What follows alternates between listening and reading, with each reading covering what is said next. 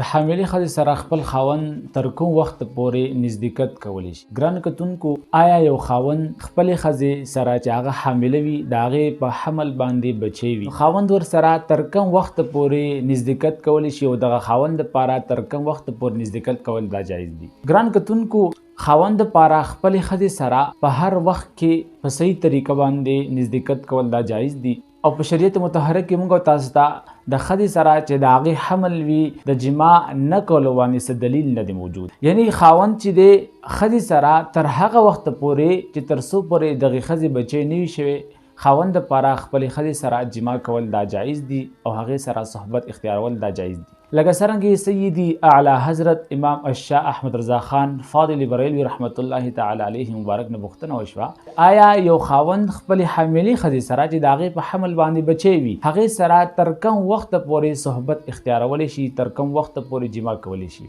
امام الشاه احمد رضا خان فاضل بریلوي رحمت الله تعالی علیه مبارک ورته جواب ورکړو چې تر څو پورې بچی نه وي شوی. یعنی په شریعت مطهره کې یو خاوند دپاره خپلې ښځې سره تر هغه وخت پورې چې تر څو پورې د دغې ښځې بچی نوي شوی دغه خاوند دپاره خپلې ښځې سره صحبت اختیارول، جما کول دا جایز دي، په دې کې څه ممانعت نشته دی. خو لیکن د دوو خبرو خیال به ساتلی شي. یو دا چې کتلی به شي چې دغې ښځې ته په دغه صحبت اختیارولو باندې تکلیف نه میلاویږي. که چېرته دغې ښځې ته په صحبت اختیارولو باندې تکلیف میلاوېدو او دغې ښځې منع کړو، نو بیا دغه خاوند له نه دي پکار چې خپلې ښځې سره په دې وخت کې صحبت اختیار کړي. او یا ډاکټر داسې ډاکټر چې هغه تکړه ډاکټر وي او هغه وایي چې ستا د جما د وجې نه، ستا د صحبت د وجې نه چې ته خپلې ښځې سره اختیاروي نو ستا بچي ته د هغې وجې نه نقصان رسیږي، نو په داسې صورت کې بیا نه دی مناسب چې ته خپل ښځې سره خپلې بیبي سره صحبت اختیار کړي. او که چېرته ماشوم ته څه حرج نه جوړیږي، ځانه ته څه تکلیف نه رسیږي،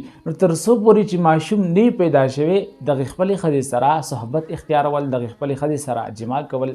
دا جایز دي او په دې کې څه ممانعت نشته دی.